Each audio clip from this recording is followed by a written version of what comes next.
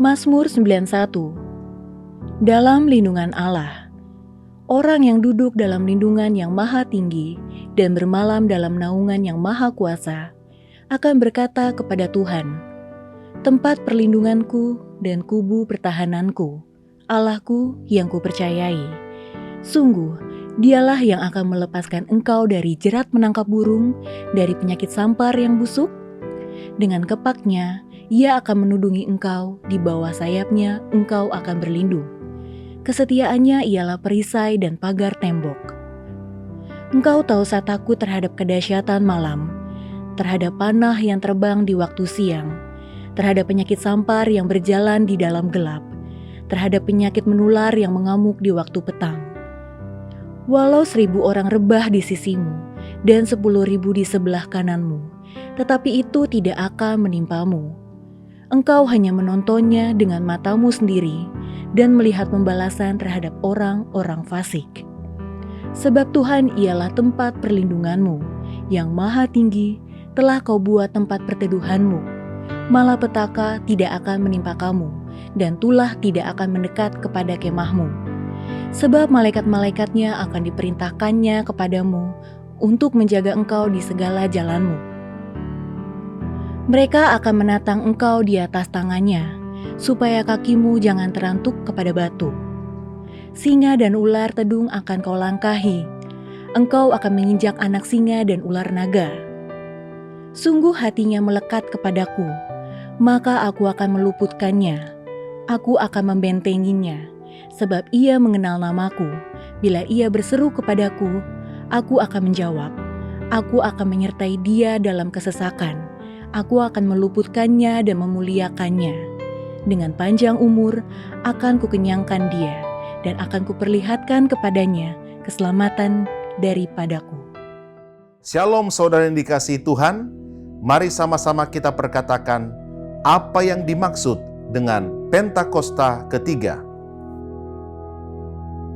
Pentakosta ketiga adalah pencurahan Roh Kudus yang dahsyat di zaman ini melebihi yang terjadi di Azusa Street. Pentakosta ketiga akan mengakibatkan penuaian jiwa yang terbesar dan terakhir sebelum Tuhan Yesus datang kembali. Pentakosta ketiga akan membangkitkan generasi Yeremia, yaitu anak-anak muda yang dipenuhi Roh Kudus, cinta mati-matian kepada Tuhan Yesus, tidak kompromi terhadap dosa, dan akan bergerak untuk memenangkan jiwa. Pentakosta ketiga lahir di Indonesia yang bergerak ke bangsa-bangsa. Gerakan ini dari timur ke barat dan akan kembali ke Yerusalem. Pentakosta ketiga akan memberikan kuasa untuk menyelesaikan amanat agung, dan setelah itu Tuhan Yesus datang kembali.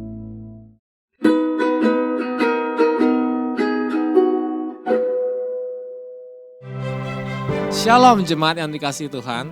Firman Tuhan dalam Lukas 11 ayat 28 berbunyi, yang berbahagia ialah mereka yang mendengarkan firman Allah dan yang memeliharanya.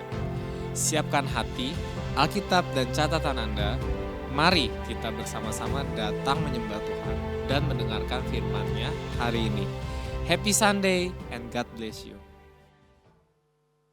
Shalom Bapak Ibu terkasih dalam Tuhan Yesus Kristus. Katakan shalom. Shalom. Wow, luar biasa. Saya percaya kita semua dalam keadaan baik dan dalam pemeliharaan Tuhan. Amin. Yang sehat boleh lambaikan tangan, yang di rumah Bapak Ibu, yang di dalam perjalanan, dimanapun saudara berada, percayalah hari ini bahwa Tuhan mengasihi saudara. Selamat datang, selamat beribadah di hari ini. Mari kita tundukkan sama-sama kepala, kita mau berdoa. Bapa yang baik, terima kasih Tuhan Yesus. Bahwasanya untuk selama-lamanya kasih setia Tuhan, sebab Engkau baik. Terima kasih hari ini kami boleh datang. Kami mau bersyukur, kami mau naikkan pujian kami, nyanyian kami, hati kami buka Tuhan. Sebab kami percaya Engkau hadir bersama dengan kami di hari ini. Datanglah kerajaan-Mu dan jadilah kehendak-Mu Tuhan atas ibadah di hari ini Bapa. Biarlah Engkau disenangkan, Engkau dimuliakan. Di dalam nama Tuhan Yesus Kristus, kami siap untuk memuji, memuliakan nama Tuhan. Mari yang percaya bersama dengan saya, katakan amin. Katakan amin. Haleluya. Woo! Yuk sama-sama tepuk tangan di atas kepala yuk. Kita mau merayakan kebaikan Tuhan. Praise the Lord. Hey! Woo!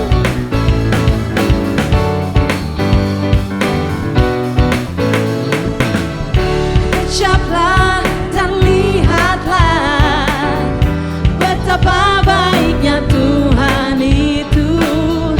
Rasakan dan nikmati kasih setia Tuhan. Ucaplah dan lihatlah betapa baiknya Tuhan itu. Rasakan dan nikmati kasih setia Tuhan. Kasih setia Tuhan. Syukur bagimu Tuhan. Segala hormat bagimu Tuhan. Allah yang mengasihiku, Allah yang memeliharaku. Syukur bagimu Tuhan. Segala hormat bagimu Tuhan. Allah yang mengasihiku, Allah yang memeliharaku selamanya. Yang percaya katakan amin. Mari katakan pujian ini. Kecaplah, kecaplah dan lihatlah betapa baiknya Tuhan itu. Rasakan dan nikmati kasih setia Tuhan.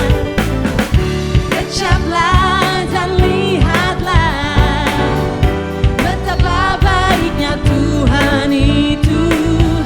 Rasakan dan nikmati kasih setia Tuhan. Kasih setia Tuhan. Lambaikan tangan sama-sama. Syukur bagimu Tuhan. Segala hormat bagimu Tuhan. Allah yang mengasihiku, Allah yang memeliharaku. Syukur bagimu Tuhan. Segala hormat bagimu Tuhan. Allah yang mengasihiku, Allah yang memeliharaku selamanya.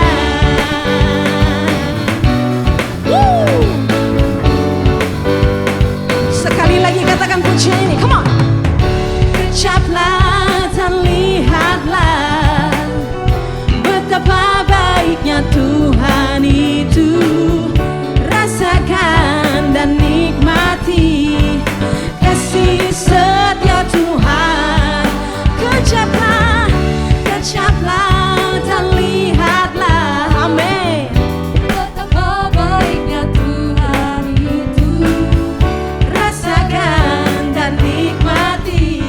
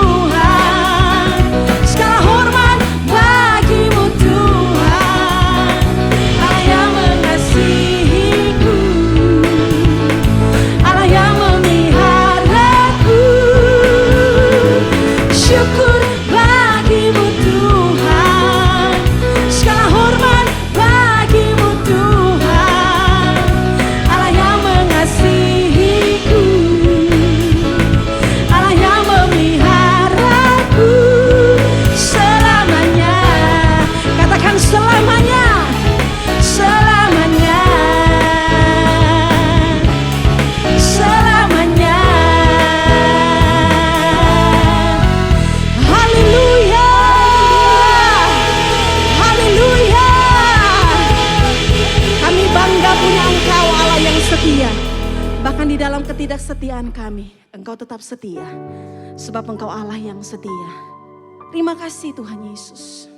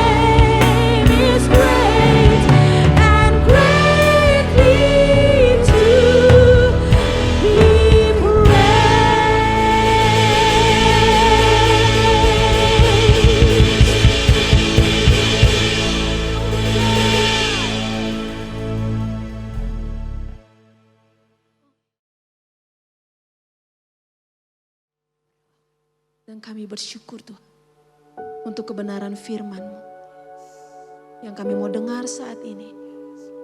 Firman yang mengubahkan cara kami berpikir. Firman yang adalah Tuhan sendiri. Terima kasih Bapa, berkati setiap kami, umat-Mu yang mendengar dan mau melakukan kehendak-Mu Bapa. Di dalam nama Yesus kami berdoa. Amin. Amin.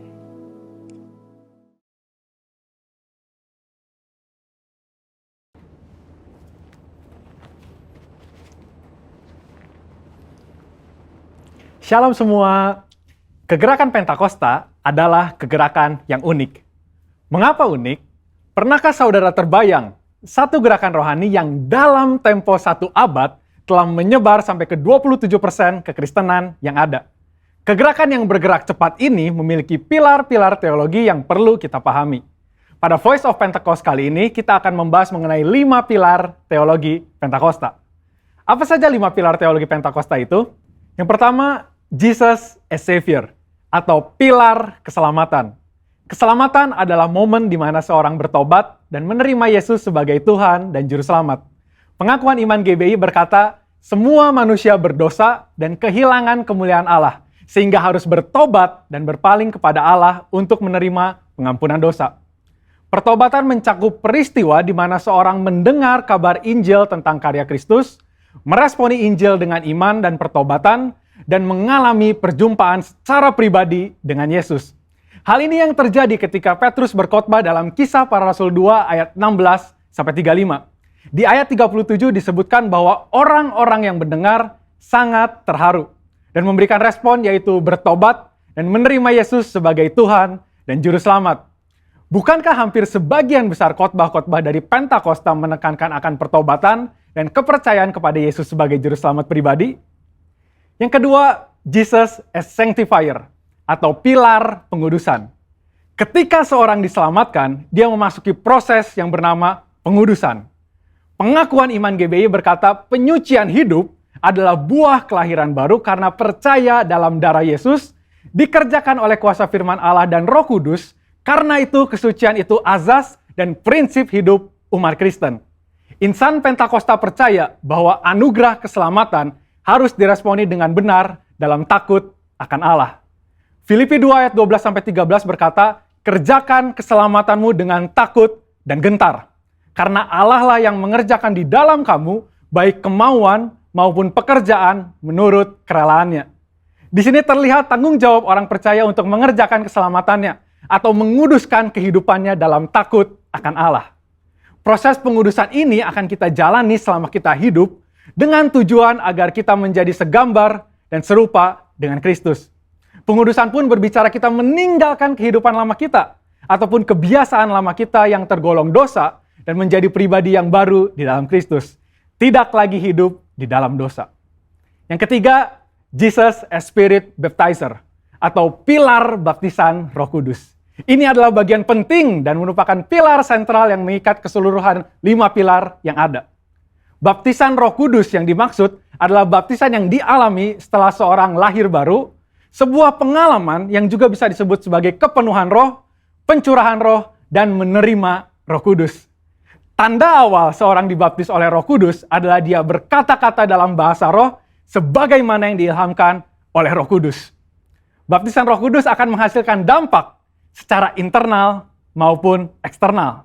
Secara internal, yaitu kehidupan penyembahan yang lebih intim dengan Bapa. Karena menurut 1 Korintus 14 ayat 2, disebutkan bahwa orang yang menyembah dalam roh adalah mereka yang berkata-kata secara rahasia kepada Bapa. Pada ayat 4 pun dijelaskan bahwa saat kita berbahasa roh, kita sedang membangun diri kita. Secara eksternal, baptisan roh memberikan kuasa untuk menyelesaikan amanat agung. Seperti yang tercatat di dalam Kisah Para Rasul 1 ayat 8, dapat kita lihat di Alkitab bahwa pelayanan para murid berubah begitu mereka menerima baptisan Roh Kudus. Mereka menyembuhkan orang sakit, membangkitkan orang mati, mengusir setan, dan lain sebagainya. Yang keempat, Jesus as Healer, atau pilar kesembuhan ilahi. Di dalam pengakuan iman GBI, kita mempercayai bahwa kesembuhan ilahi tersedia dalam korban penebusan Yesus untuk semua orang percaya. Bagian ini sangat penting karena kita mempercayai bahwa tanda dan mujizat masih berlaku di zaman ini. Orang yang telah dipenuhi Roh Kudus akan melakukan pelayanan dengan tanda-tanda seperti yang Yesus katakan dalam Markus 16 ayat 18-19. Mereka akan meletakkan tangannya ke atas orang sakit dan orang itu akan sembuh. Dari mana kuasa untuk menyembuhkan itu datang? Dari kepenuhan Roh Kudus yang dijanjikan oleh Bapa kepada setiap orang percaya. Kita percaya bahwa kematian Kristus telah menebus segala dosa-dosa kita, termasuk menanggung segala sakit penyakit kita. Yesaya 53 ayat 4a jelas berkata bahwa tetapi sesungguhnya penyakit kitalah yang ditanggungnya. Yang kelima, Jesus as soon coming King, atau pilar kedatangan Yesus yang kedua dengan segera. Pilar terakhir ini dipandang sebagai motivasi dan semangat untuk menyelesaikan amanat agung, memberitakan Injil dengan kuasa Roh Kudus, serta hidup dalam kekudusan. Kita percaya bahwa Yesus akan datang kali yang kedua untuk menjemput kita dengan segera. Pengakuan iman GBI berkata, Tuhan Yesus Kristus akan turun dari sorga untuk membangkitkan semua umatnya yang telah mati dan mengangkat semua umatnya yang masih hidup, lalu bersama-sama bertemu dengan dia di udara. Kemudian ia akan datang kembali dan bersama orang kudusnya untuk mendirikan kerajaan 1000 tahun di bumi ini. Kita percaya kedatangan Yesus untuk yang kedua kalinya untuk menjemput mempelainya yang masih hidup, atau biasa disebut rapture ini, akan terjadi secara tiba-tiba dan tanpa seorang pun tahu kapan waktunya. Ketidaktahuan kapan Yesus akan datang inilah yang akan mendorong setiap kita untuk dapat mempersiapkan diri sebaik-baiknya dan tetap hidup dalam integritas. Saya percaya pemahaman ini membawa kita semakin semangat di dalam menyelesaikan amanat agung dengan api Pentakosta ketiga. Saudara, untuk penjelasan lebih lengkapnya dari tim teologi kami, jangan lupa buka link yang ada di atas atau scan QR Code yang tersedia. Tuhan Yesus memberkati.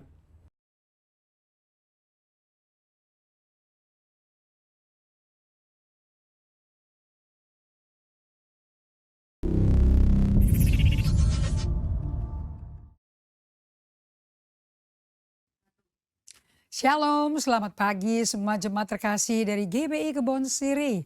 Dan terima kasih Bapak Pendeta Gunawan Wongso Wijoyo. Terima kasih sudah mengundang saya dan kita berdoa bersama-sama supaya firman Tuhan betul-betul menjadi perkataan pesan Tuhan pribadi di 2022 ini. Kita satu dalam doa. Bapa kami yang ada di surga, Bapak kami yang setia, Bapak kami yang tidak pernah meninggalkan atau membiarkan kami selama-lamanya dalam kondisi kami setia atau tidak setia. Salah apa benar, berdosa atau tidak berdosa. Kau Allah Bapa yang terbukti dari kitab Kejadian sampai Wahyu, Kau tetap bersama kami. Namamu Immanuel. Terima kasih untuk kasih setiamu, untuk kesetiaanmu. So, pagi hari ini dengan iman kami menerima kasih setiamu yang menyertai kami sampai penghujung 2022. Urapi firman-Mu, urapi telinga hati kami supaya mendengar apa yang Kau sampaikan pagi hari ini.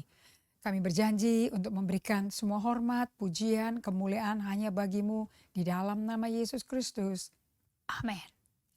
Well, hari ini saya mau memberikan kepada Anda semua kunci yang ternyata menjadi kekuatan bagi Anda semua supaya di bulan Januari di tahun yang baru ini Anda start strong. Anda memulai di bulan pertama kuat. Anda mungkin mengalami banyak musibah, banyak masalah. Mungkin beberapa dari Anda kehilangan pekerjaan. Mungkin dari Anda dipotong penghasilannya. Apapun. Badai di luar mencekam kita. Tapi jangan buat Yesus di dalam Anda tercekam oleh ketakutan Anda. Saya mau Anda stretch your faith, kembangkan iman Anda, dan Tuhan melalui banyak pencobaan ini, Yakobus 1 ayat 2-3 berkata, Dia akan membuat iman Anda semakin dewasa, semakin besar, semakin kuat. Mari kita pelajari baik-baik. Apa sih kuncinya itu? Ternyata adalah gratitude. Saya suka ngomong gratitude, attitude. Bahasa Indonesianya ada dua kata, namanya rasa syukur. Saya suka sekali pakai kata rasa syukur. Berarti ini keluarnya dari emosi kita. Berarti kita mesti pelihara emosi kita. Kalau saya pelajari di Amsal 4 ayat 23, waspadalah, jagalah hatimu di atas segalanya. Jaga hatimu. Dari yang paling penting Raja Salomo yang ngerti artinya hidup dengan hikmat sampai murtad, sampai bertobat kembali, dia ajarin. Guard your heart. Nah, kedua kata rasa syukur ini adalah ternyata menghidupi dengan hati dan ucapan syukur di mulut kita setiap hari. Ternyata bagian dari discipleship, pemuritan dari Tuhan. Ini sesuatu yang perlu diajarkan sejak kecil di rumah. Ini sesuatu yang sudah dibudayakan di rumah tangga Anda. Sehingga dari kecil anak-anak sudah terrajut di otaknya. Sehingga mereka tidak bisa apa-apa mengasumsikan harus ada. Tapi setiap hal kecil apapun, bahkan napas kita, bahkan sinar matahari, bahkan binatang peliharaan yang sehat, yang hidup, apapun yang Anda sibukkan selama ini, masih banyak yang hybrid learning ya. Ada pelajaran yang offline atau PTM, pelajaran tatap muka, ada juga yang kemudian dilanjutkan dengan online learning, itu namanya hybrid. Nah, ini perlu diajarkan, especially kalau anak-anak yang mesti di depan kamera terus. Dengan lampu-lampu yang menyilaukan sekali itu. Dengan internet yang Anda tahu kan. Nah, saya mau kasih tahu pada Anda semua, bagian pemuritan dari Tuhan Yesus adalah for us, untuk kita semua. Learn to practice to say to the Lord, to give thanks to the Lord and to say thank you Jesus, thank you Jesus.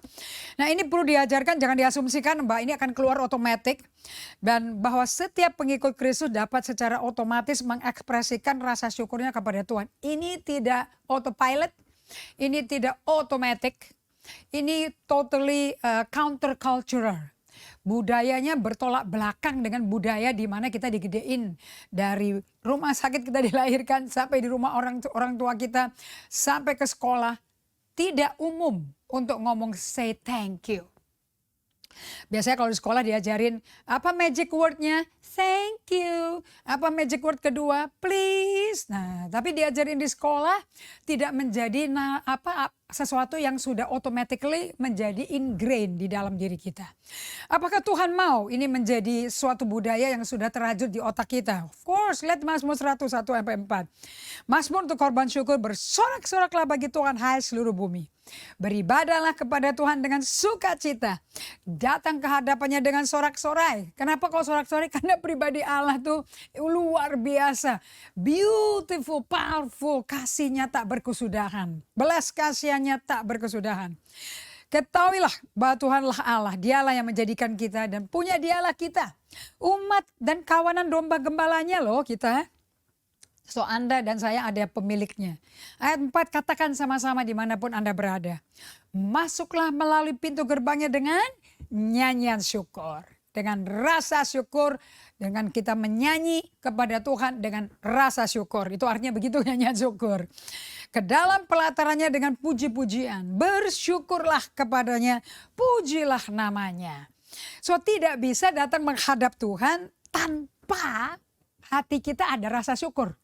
Supaya nyanyian lagu apapun, sampai lagu yang paling syahdu, it is well, biar paling sungguh-sungguh yang penuh kedukaan pun, there is gratitude attitude in your heart. Hati kita full of thanksgiving. Dari Amplified Bible Version dikatakan di ayat 4, saya langsung ke ayat 4-nya ya. Enter the gates into 2022, his gates with a song of thanksgiving. And his court with praise. Be thankful to him. Bless his name. Praise his name. Bless his name. Praise his name. Be thankful to him. Anda ucap syukur kepada siapa? Ke Tuhan. Bukan mengenai apa yang ada di sekitar Anda. Bukan karena barang-barangnya komplit. Bukan karena keuangan Anda sehat. No. Anda berterima kasih. Bangun pagi melek.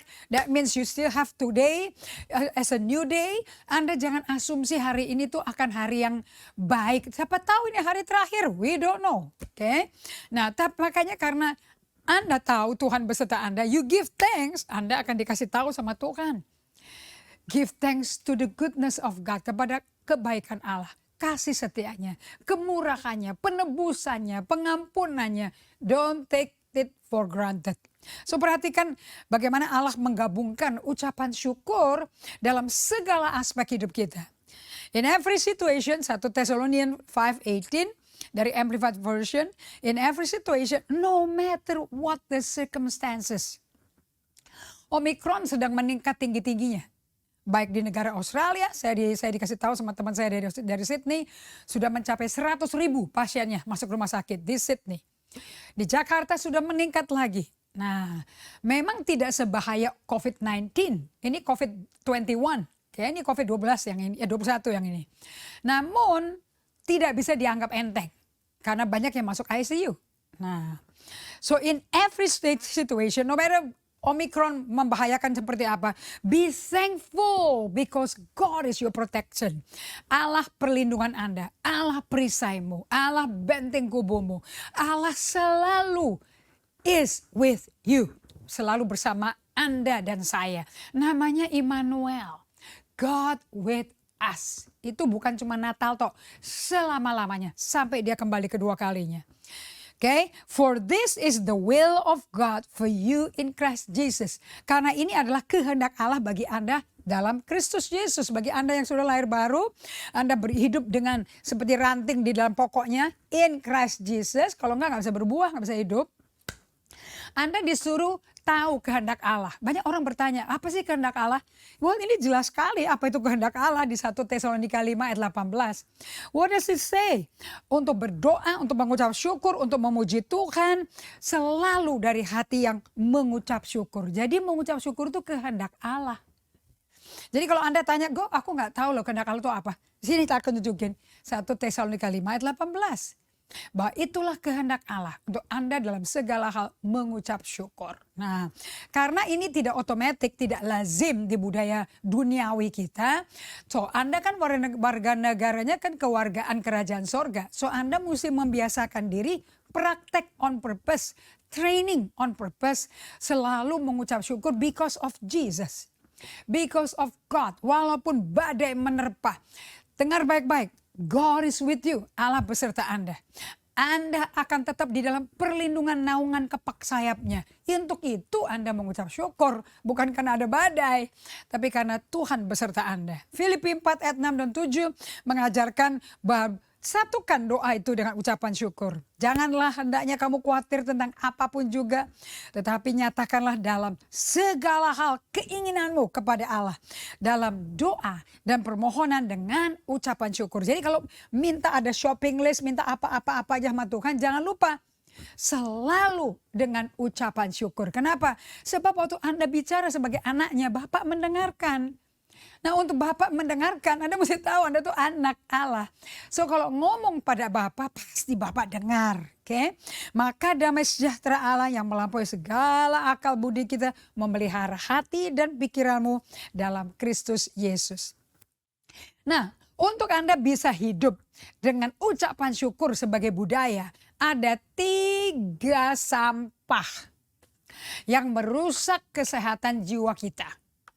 Ada 3 rampok yang akan mencuri kehidupan penuh ucapan syukur. Oke, nah ketiga sampah ini namanya aja sampah ya, perlu disingkirin, jangan dibiarin. Nah, di dalam pemuritan Yesus Kristus, Anda nggak bisa menjadi ciptaan baru dalam Kristus kalau yang lama nggak dibuang. Untuk yang lama dibuang, baru Anda bisa diisi ulang. Makanya di dalam pemuritan selalu ada 2 kata. In English, to remove and to replenish. Apa yang perlu disingkirin? Apa yang perlu diisi kembali? Nah, 3 roh ini yang sampah bagi jiwa kita. Ini mencuri atau saya katakan merampok rasa syukur dari hidup kita. Yang merupakan gaya hidup warga negara kerajaan sorga. Ini adalah 3 sampah yang harus disingkirkan. Apa sih namanya? 1, roh mengeluh, roh menggerutu, the complaining spirit. Nomor 2, roh mengkritik. Anda nggak pernah mengkritik situasi, Anda mengkritik orang. Kalau mengeluh, Anda mengeluh mengenai situasi. Ya hujan lagi, ya gelap banget, bagaimana bisa ke kantor, aku kan cuma punya motor. Oke. Yang ketiga, roh membanding-bandingkan. Nggak pernah puas sama apa yang Tuhan sudah berikan sekarang. Selalu bandingin sama orang lain. Kalau nggak punya, orang lain dikritik. Nah, oke. So, kita akan bahas ya, supaya di 2022 setiap hari Anda boleh ingat-ingat ini terus. Kita perhatikan suaraku ada keluhan-keluhan nggak ya? Banyak keluhan, banyak ngomel, banyak menggerutu apa tidak ya? Roh mengeluh dan roh menggerutu. Kalau dari semua orang yang kita pelajari ya, yang di Alkitab itu penuh integritas hidupnya, dan dalam satu hari kehilangan seluruh apa yang pernah dia miliki dalam satu hari, plus anaknya 10 mati sekaligus. Nah itu namanya Ayub. Nah kalau Anda jadi Ayub, saya rasa Anda orang yang sah menggerutu ya. Orang yang sah mengeluh dong. Nah namun Ayub itu ternyata di Ayub 1 ayat yang ke-21,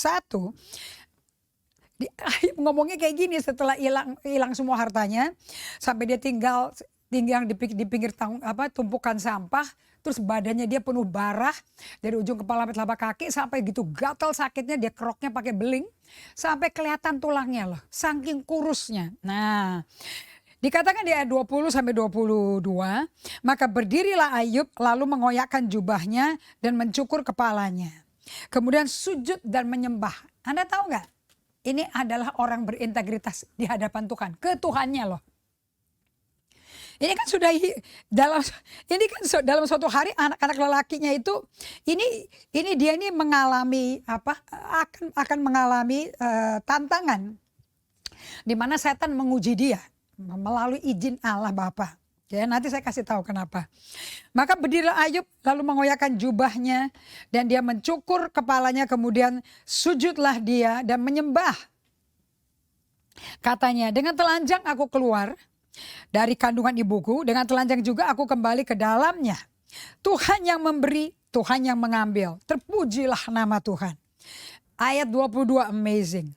Dalam kesemuanya itu Ayub tidak berbuat dosa dan tidak menuduh Allah berbuat yang kurang patut. So Anda lihat di sini baik-baik bahwa Ayub dalam satu hari angin puyuh puting beliung menghancurkan segala-galanya. Yet dia menyembah Allah. Ayat 22, dalam kesemuanya Ayub tidak berbuat dosa dan tidak nuduh Allah. Kalau Anda jadi Ayub, kalau Anda bisa baca itu ya 18-19 tuh ya. Apa-apa habis kebakar. Yang terakhir badannya habis total dengan kesakitan laginya. Yang terakhir lagi istrinya kutukin dia karena tetap menyembah Allah. So Ayub mengeluh tidak kepada Allah. Dia jaga integritas hatinya. Nah, ini yang kita mesti belajar dan ini tidak diperoleh Ayub. Karena Ayub kayak begitu lahirnya. Oh no, ini Anda mesti training. Anda bukan mencoba mengucap syukur. If you always want to try, you won't make it. Tapi if you train yourself, disiplin dirimu to say, thank you Lord, I give thanks to you Lord. Selalu mengucap syukur dan berterima kasih pada Tuhan. Terus Anda lakukan dikit seperti atomic habit. Seperti kebiasaan kecil. Satu James Clear menulis buku Atomic Habit, dia berkata, satu tahun 365 hari, kalau satu hari Anda bisa bikin 1% of change, Anda melakukan perubahan 1% aja. Di dalam setahun minimum, Anda akan mengalami perubahan 36,5%. Nggak mungkin nggak berubah, that's almost 50% berubah, that's big. Okay? So, Ayub nggak begini mendadak, ya nggak dadakan sama sekali. He practice, benar-benar dia praktekkan ini. Nah, kemudian di Ayub 2, Allah itu dialog sama si setan. Ayub 2 ayat 3. Dan firman Tuhan kepada iblis, apakah engkau memperhatikan hambaku Ayub? Jadi Ayub itu dimiliki Allah loh. Okay. Sebab tiada seorang pun di bumi seperti dia yang demikian saleh dan jujur, yang takut akan Allah dan menjauhi kejahatan. Ia tetap tekun dalam kesalehannya. Meskipun engkau telah membujuk aku melawan dia untuk mencelakakannya tanpa alasan. Jadi setan tuh mau pakai Allah. Allah aja dibujuk. Apalagi kita. Supaya karena terbujuk oleh si iblis melakukan apa yang iblis mau. Hancur si Ayub. Tapi Allah kan maha tahu. Lalu jawab iblis kepada Tuhan, Allah kulit ganti kulit, orang akan memberikan segala yang dipunyai ganti nyawa. Tapi ulurkanlah tanganmu dan jamalah tulang dan dagingnya, ia pasti mengutuki engkau di hadapanmu. Maka firman Tuhan kepada iblis, nah ia dalam kuasamu, hanya sayangkan nyawanya. Saya kagum loh, Allah bisa kasih perintah sama iblis, sayangkan nyawanya. Isn't it amazing? Oke. Nah, kemudian di ayat 7, kemudian iblis pergi dari hadapan Tuhan lalu ditimpanya Ayub dengan bara yang busuk dari telapak kaki sampai kepada batu kepalanya. Lalu Ayub mengambil sekeping beling untuk menggaruk-garuk badannya sambil duduk di tengah-tengah abu. Maka berkatalah istrinya kepadanya, masih bertekunkah engkau? Masih bertekunkah engkau dalam kesalehanmu? Kutuki Allahmu dan mati. Di tengah-tengah semuanya ini ayat 10. Tapi jawab Ayub kepada istrinya, engkau berbicara seperti perempuan gila. Apakah kita mau menerima yang baik dari Allah tapi tidak mau menerima yang buruk? Dalam kesemuanya itu Ayub tidak berbuat dosa dengan bibirnya. Dia jaga integritasnya, imannya kepada Tuhannya. Dan ketika ketiga sahabat Ayub mendengar kabar tentang segala malapetaka yang menimpa Ayub, ini sahabatnya, maka datanglah mereka dari tempatnya, masing-masing Elifas, Bildad, dan Sofar. Mereka bersepakat untuk mengucapkan bela sungkawa kepadanya dan menghibur dia. Ketika mereka memandang dari jauh, mereka tidak mengenalnya lagi. Lalu menangislah mereka dengan suara nyaring. Dan mereka mengoyak jubahnya, menaburkan debu kepala terhadap langit. Lalu mereka duduk bersama-sama dengan dia di tanah selama 7 hari 7 malam.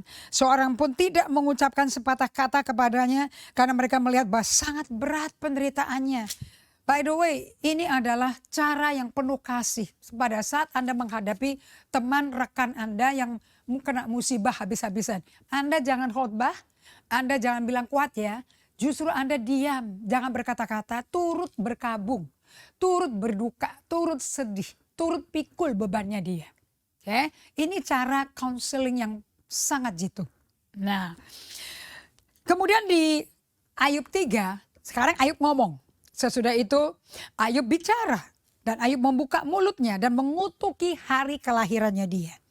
Maka berbicara Ayub, biarlah hilang lenyap hari kelahiranku. Dan malam mengatakan seorang anak laki-laki telah ada di kandunganku. Saya lompat di ayat yang ke-7. Ya biarlah pada malam ini tidak ada yang melahirkan. Dan tidak terdengar suaranya. Di Ayub 3 dia mulai ngeluh. Ayub 1 dan 2 dia jaga integritasnya. Ayub 4 tiba-tiba temannya datang. Yang senior dulu yang ternyata diizinkan bicara namanya Elifas. Basically Ayub 4 si Elifas itu berkata seperti ini. Emangnya kamu gak ada dosa? Kalau orang mengalami ini pasti ada dosanya. Tiba-tiba setelah seminggu diam menjadi counselor yang baik. Sekarang menjadi penghakiman. Mereka menghakimi. Anda kalau udah sakit ancur-ancuran borok tulang kelihatan. Hartamu hilang semua. Anda butuh gak sih dikhotbahin dan dihakimi dan dikoreksi, dikonfrontasi? Gak butuh kan ya? Nah, Ayub 6 dan Ayub 7, si Ayub menjawab kepada teman-temannya. Nah di Ayub 7, dikatakan ayat yang ke-11. Oleh sebab itu, aku pun tidak akan menahan mulutku. Aku akan berbicara dalam kesesakan jiwaku. Mengeluh dalam kepedihan hatiku. Ini suara nangis, suara yang dari ke hati, dari jiwa yang sesak, mengeluh, hati yang pedih sekali. Ayub berhak gak sih untuk mengeluh? Nah, kalau Anda tahu bagaimana Ayub akhirnya setelah mengalami ini. Ayub itu kalau Anda ke Inggris itu seringkali orang Inggris itu ngobrol di dalam pembicaraannya. Well, don't you know about the patience of Job? Kamu tahu sih enggak sih mengenai kesabarannya Ayub? Nah di Yakobus 5 ayat 11 akhirnya Ayub setelah selesai melewati musibah yang sangat-sangat tak dapat direstorasi. penderitaan dia unrecoverable. Saya nggak tahu asuransi mana mau cover ini seperti ini. Oke, pasti dikatakan force majeure. Yakobus 5 ayat 11, sesungguhnya kami menyebut mereka berbahagia, yaitu mereka yang telah bertekun. So dia jadi orang bertekun, lihat nih. Kamu telah mendengar tentang ketekunan Ayub, resilience-nya Ayub. Dan kamu telah tahu apa yang pada akhirnya disediakan Tuhan baginya. Jadi Anda kalau mau baca Alkitab, begin with the end in mind. Mulai baca akhirnya. Karena ternyata Tuhan itu memikirkan kebaikan, the best for you. Even though kamu mesti lewati penderitaan yang sakitnya luar biasa. Yang ini sebetulnya buat saya, Ayub salah apa ya? Orang berintegritas gak ada dosa di mulutnya. Setelah kena musibah, Ayub deserve. Kenapa kok dia layak terima begini? Ujung-ujungnya nanti Anda belajar. Dia ketemu Tuhan. Dia mengenal Tuhan pribadi. Bukan dari khotbah pendeta. Bukan dari apa kata orang. Now, tatap muka, PTM. Pertemuan tatap muka. Bukan dengan guru, tapi dengan Allah sendiri. Karena Tuhan maha penyayang dan penuh belas kasihan. So di dalam kegelapan penderitaan, itu bukan Anda murtad. Justru itu tempat Anda pertemuan dengan Tuhan. Face to face. Okay? Tidak perlu hybrid. Face to face. Okay? And saya ambil dari Amplified Bible ya. Be as patient as Job. You know, we call those blessed, happy, spiritually prosperous, favored by God, who were steadfast and endured difficult circumstances. Anda kalau mengeluh selalu karena sikon, bukan karena orang. You have heard of the patient endurance of Job. And you have seen the Lord's outcome. Hasil akhirnya dari Tuhan apa di kehidupannya Ayub melewati kehancuran dalam satu hari itu.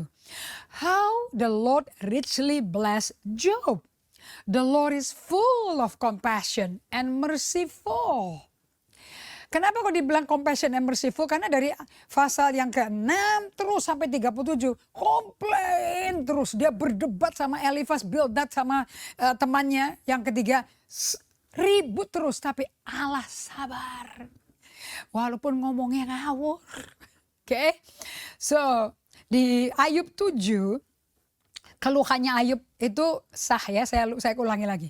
Oleh sebab itu aku tidak akan menahan mulutku. Aku akan bicara dalam kesesakan jiwaku, mengeluh dalam kepedihan hatiku. Saking sakitnya gak tahan, dia mesti keluarin. Dia mesti keluarin keluhan itu. Tapi kalau baca Yakobus 5 ayat 11, perlu gak ya kita mengeluh? Absolutely tidak. Kenapa? Karena ujung-ujungnya di akhirnya ternyata kehidupan Ayub dipulihkan dengan luar biasa sampai apa yang dia nggak pernah mimpi bisa punya. Yang hilang semua dikembalikan double sama Tuhan. Keluarganya kembali, anaknya 10 yang luar biasa terkenalnya. Dan Ayub hidup sampai 4 generasi.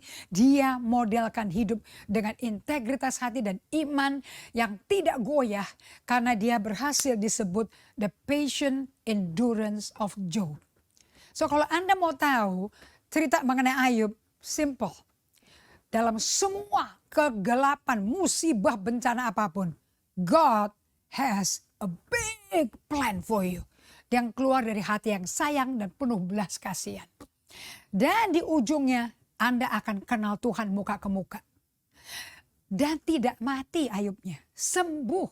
Dan hidup terus sampai dia punya cucu, buyut, cicit, anaknya cicit. Saya nggak tahu sesudah cicit apa. So how did Job ended his painful journey? Allah tetap memikirkan yang terbaik bagi umatnya. Maka sebetulnya really there is no need to complain. There is no need for complaining. Gak peduli betapa beratnya situasi Anda. No need for complaining. So saya mau menguatkan Anda semua di sini di musim COVID yang masih ada Omicron yang merajalela juga nih kecepatannya. Aku berdoa, please berdoa bersama-sama saya supaya tidak ada yang terpapar di sekolah-sekolah, di universitas, di kantor-kantor. Please semua orang yang pakai public transport jaga diri. Saya lihat kereta-kereta api padat kayak sarden. Tapi kalau Anda punya prokes yang ketat, yang disiplin, bukan untuk nyelamatin Anda, demi orang lain. Itu love.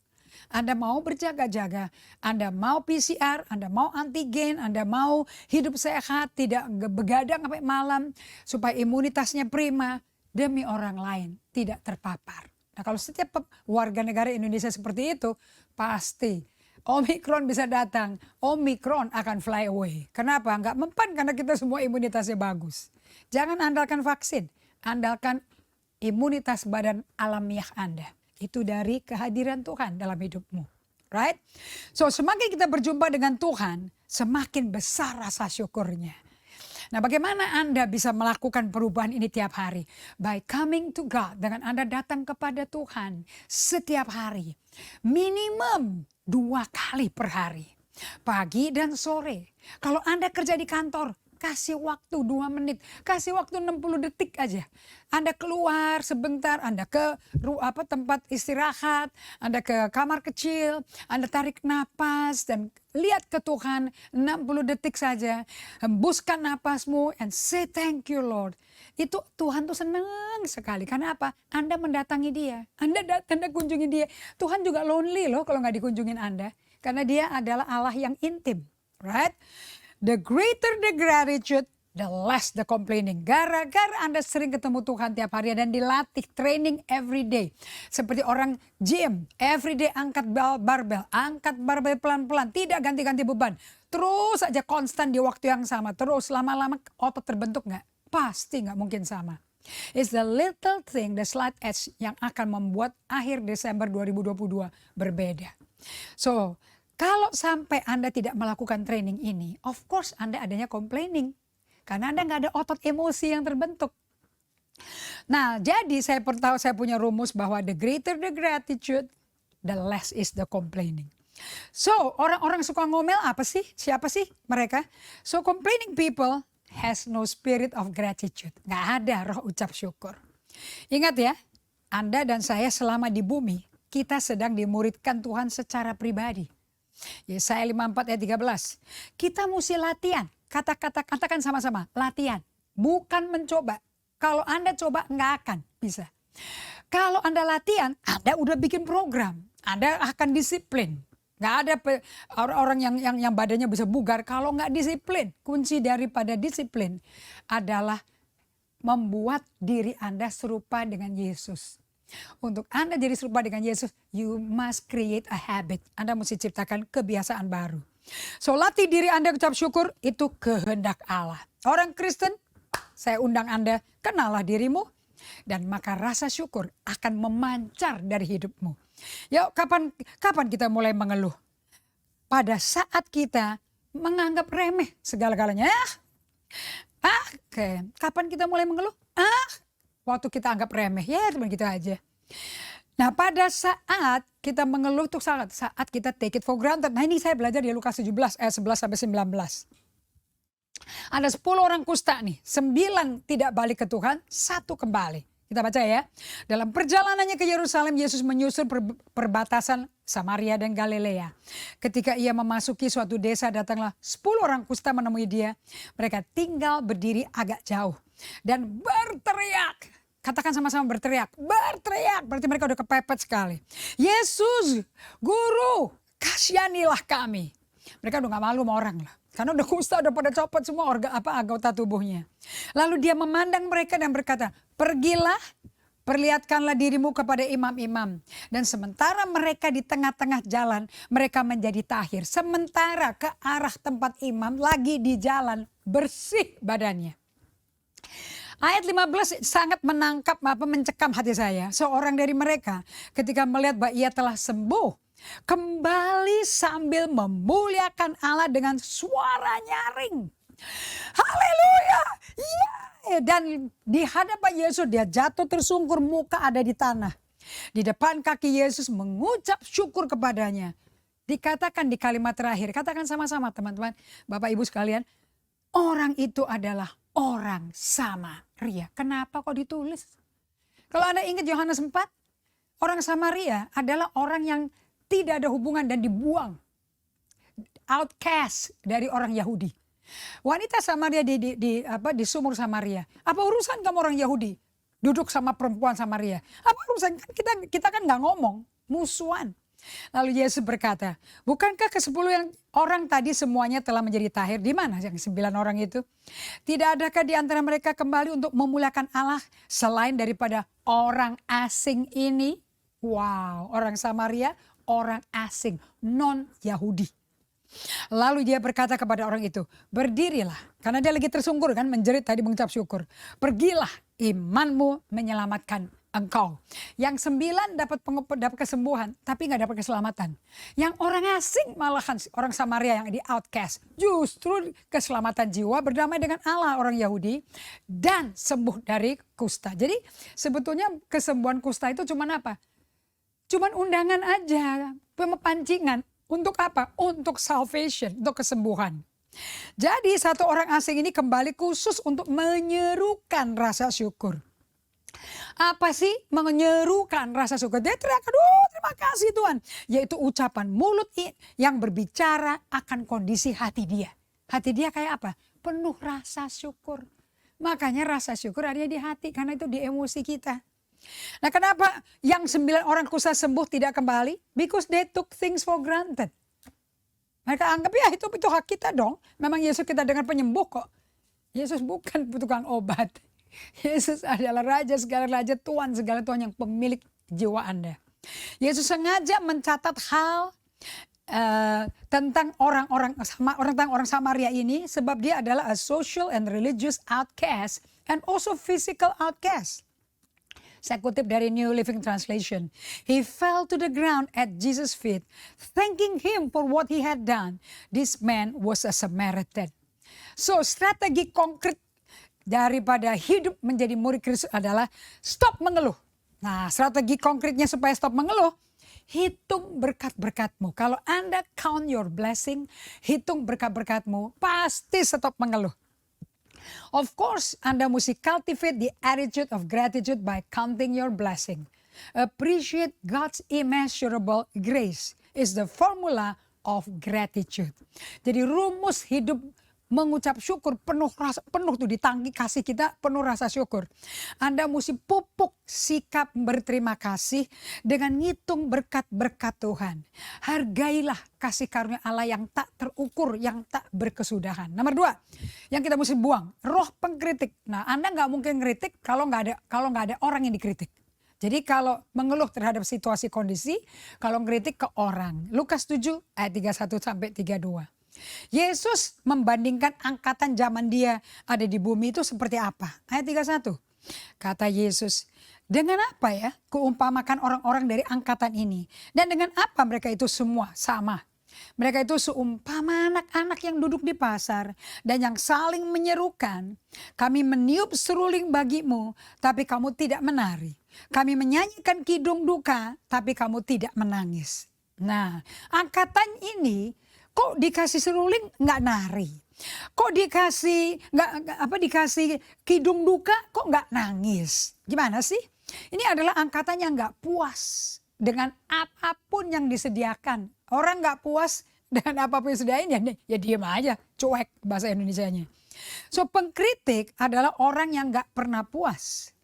Apapun dikasih tidak pernah puas. Nah, tidak ada yang bisa puaskan hatinya. Kalau Anda bisa bercermin pagi hari ini, nah ini akan membuat Tuhan bisa bekerja dan merubah situasi Anda. Lukas 7 ayat 33 sampai 35. Karena Yohanes Pembaptis, kita lihat lagi di sini ya. Yohanes Pembaptis datang, dia nggak makan, dia nggak minum anggur. Dan kamu berkata, kerasukan setan. Ayat 34, kemudian anak manusia datang. Dia makan, dia minum, dan kamu berkata, lihat tuh si pelahap itu, gluttony, dan peminum tuh, sahabat memungut cukai dan orang berdosa. Tapi hikmat dibenarkan oleh semua orang yang menerima Yesus. Jadi kekristenan bukan mengenai boleh nggak boleh, daftar nggak boleh, harus ini harus itu, nggak ada. It's relationship.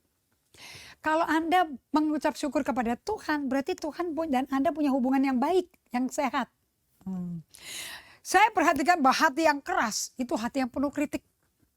Hatinya udah membatu. Merasa dirinya tuh udah lebih tinggi, lebih hebat dari orang lain. Atau lebih baik lagi mengangkat dirinya lebih tinggi dari kenyataannya dia. Dan mengkritik semua orang.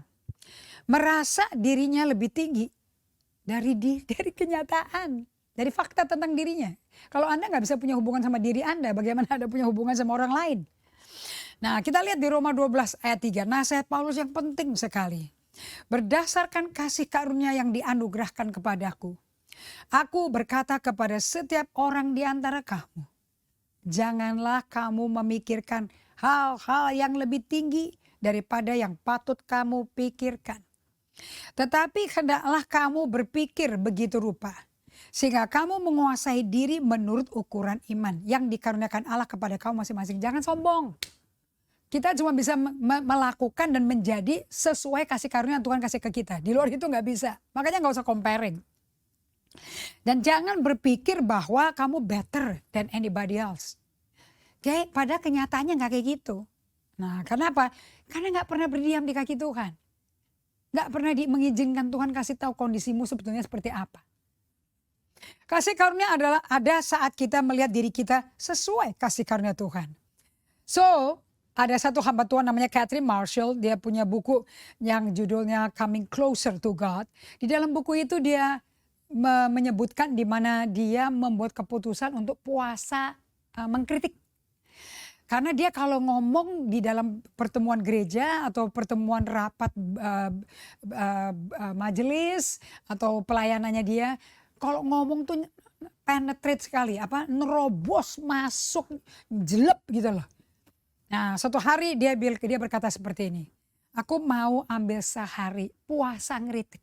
Ini bukan puasa makan durian, bukan puasa makan burger, tapi puasa ngeritik. Jadi Anda kalau puasa nggak selalu nggak boleh makan, tapi nolong. Puasa nggak makan nolong lebih sensitif tentang kondisi kita. Anda akan kenal, karena banyak gejolak di hidupmu, maka Anda akan kenal dirimu.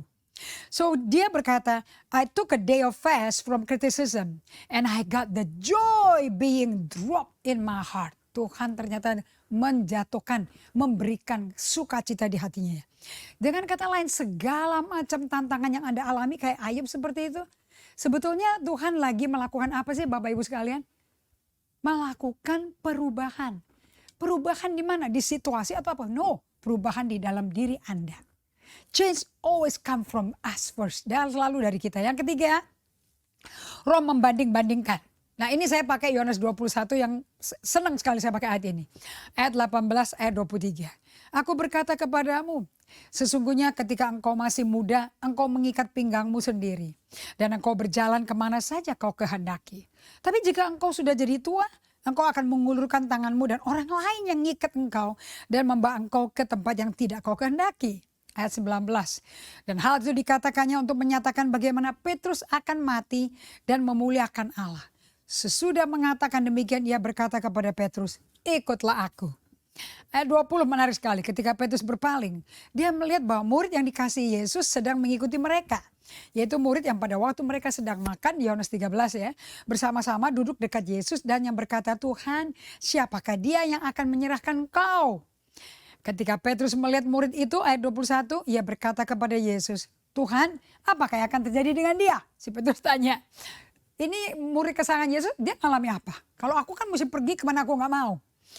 Dan jawab Yesus, jikalau aku menghendaki supaya dia tinggal hidup sampai aku datang, itu bukan urusanmu. Tapi engkau ikut aku, bukan urusanmu. Jadi kalau Anda berkata, itu dia gimana tuh? Kok aku menderita, kok dia senang-senang aja bisa makan-makan? Itu bukan urusanmu. Setiap orang punya cetakan panggilan Tuhan sendiri. Kalau orang yang nyakitin Anda, ongkang-ongkang kaki, pesta-pesta, berfoto-foto di sosial media. Dan kalau Anda mengeluh, Tuhan kalau sama dia gimana? Dia gak sungguh-sungguh ikut Tuhan. Itu bukan urusanmu. Sekarang ikut aku. Nah, maka tersebarlah kabar di antara saudara-saudara itu bahwa murid itu tidak akan mati. Tapi Yesus tidak mengatakan kepada Petrus seperti itu, bahwa murid itu tidak akan mati. Melainkan, jikalau aku menghendaki supaya ia tinggal hidup sampai aku datang, itu bukan urusanmu. So, jangan banding-bandingin sama orang lain. Kok dia enak, aku kok yang menderita, dia juga mesti menderita kayak aku dong. No, setiap orang punya jalur truknya sendiri. Oke. Ikutilah Allah Bapa Surgawi. Ikutilah hidup yang mengucap syukur. So saya mau tutup di penghujung acara ini. Umat Tuhan untuk membuang sampah roh kritik, roh menghakimi, roh membanding-bandingkan. Hitung berkat-berkatmu. Mazmur 40 ayat 6. Banyak yang telah kau lakukan ya Tuhan, Allahku, perbuatanmu yang ajaib, maksudmu untuk kami semua. Tidak ada yang dapat disejajarkan dengan engkau. Aku mau memberitakan dan mengatakannya. Tapi terlalu besar jumlah untuk dihitung. Mazmur 103 ayat 2. Bless and affectionately praise the Lord, oh my soul, and don't forget any of his benefit. Jadi kapan roh mengeluh itu bekerja? Di saat kita terjebak atau berada dalam suatu sikon yang tidak menyenangkan. Ya seperti COVID ini. Kapan roh mengkritik bekerja? Saat kita melawan menantang sesama. Lukas 7 ayat 33 menggambarkan bagaimana kita perlu mengembangkan hati bersyukur dan bukannya roh mengkritik manusia atau orang lain. Kerajaan Allah adalah kerajaan yang terbalik Bapak Ibu sekalian. Gak sama dengan kerajaan dunia. So kenali dirimu di hadapan Tuhan sehingga Anda tidak melihat diri Anda terlalu tinggi dan mengkritik orang. Kenali diri Anda untuk mengenal Allah dan kasih karunia-Nya. Belajar kenal Allah, kasih karunia Allah. Karena di tengah ketidaksempurnaan gerejanya. Karena yang pertama-tama Allah mau ubah dalam pengalaman ini semua. Anda dan saya. So, sebagai penutup pada waktu Tuhan mengerjakan kasih karunia dalam saya atau dan Anda tidak kerasa apa-apa. Dan Anda tidak dapat dilihat kerja tangan Tuhannya di dalam Anda ngapain, itu tidak ada. Jadi kalau Anda lagi mengucap syukur tengah-tengah badai, tangan Tuhan lagi bekerja. Tapi Allah sedang bekerja dan hasilnya adalah ucapan syukur dan adanya kesadaran bahwa Allah kita sungguh cinta Anda. Inilah saatnya kita jadilah solusi, bukan jadi kelompok penggerutu pendemo. Amin. So, Yesaya 45 ayat 2 dan 3, saya senang sekali ayat ini. Anda bisa percaya Tuhan karena aku Allah yang dapat dipercaya. Berkat-berkat Allah yang terbaik diberikan Allah bagi umatnya, setiap umatnya di waktunya dia. Diketemukan di dalam ujian-ujian di tengah kegelapan yang paling gelap. Di momen yang paling gelap, Allah melakukan pekerjaannya di tempat yang paling gelap dan paling dalam di situ. Dan dia akan nyatakan diri dia. Dan kita akan temukan bahwa dari diri Allah, dia lebih dari cukup. Oke, temuilah Allah di tengah pandemi ini. Di tengah-tengah kegelapan pandemi ini, percaya Tuhan dan izinkan dia bekerja dalam kegelapan gunung es jiwa Anda. Dalam kegelapan batin Anda. Dan temui harta yang luar biasa, Allah sendiri. Kita tutup dalam doa supaya Anda bisa ucap syukur. Jangan pernah tidak menghitung-hitung kebaikan dan berkat Tuhan. Amin. Terima kasih Bapa untuk kebaikan-Mu. Terima kasih untuk kasih setiamu. Terima kasih untuk kehadiran-Mu. Terima kasih untuk pengajaran dari firman-Mu dan gaya hidup yang dimodelkan oleh semua orang pilihan-Mu. Melalui badai, melalui siksaan, melalui cobaan, ujian apapun. Kau Allah tetap setia menemani kami. Terima kasih Bapak. Kami berkati semua jemaat GBI Kebon Siri. Dan kami berterima kasih untuk penyertaan-Mu. Dalam nama Yesus Kristus. Amin. Tuhan berkati, sampai jumpa kembali. Dan terima kasih untuk waktu yang spesial ini yang diberikan pada saya. Terima kasih Pak Gunawan. God bless you. Terima kasih Anda telah mengikuti ibadah online pada hari ini. Kami mengajak Anda untuk berdoa, menyembah Tuhan, dan mendengar pesan firman Tuhan dalam acara Ku Menyembah via Zoom. Setiap hari Senin sampai Sabtu pukul 5 pagi. Berikut adalah informasi meeting ID dan password Zoom. Ibadah minggu tetap dapat Anda ikuti secara online melalui YouTube channel GBI Kebon Sirih. Untuk ibadah online minggu depan, pada hari Minggu tanggal 30 Januari 2022, ibadah akan dimulai pukul 6 pagi. Pesan firman Tuhan akan disampaikan oleh Bapak Pendeta Agus Lutan. Ibadah dapat dilihat setiap saat setelah waktu penayangan. Kami kembali mengajak Anda mengikuti GBI Kebon Sirih Wednesday Bible Wisdom melalui YouTube channel GBI Kebon Sirih. pada hari Rabu tanggal 26 Januari 2022 pukul 6 pagi bersama Aruna Wiryo Lukito dan host Rino Pramudito.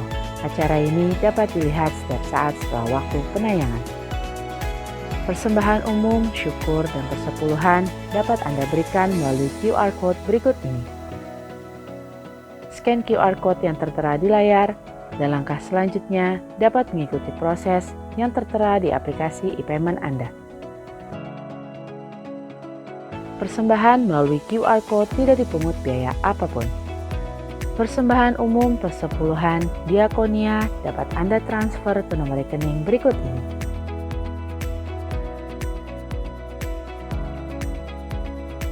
Untuk pelayanan baptisan, dapat mendaftarkan diri di nomor berikut ini.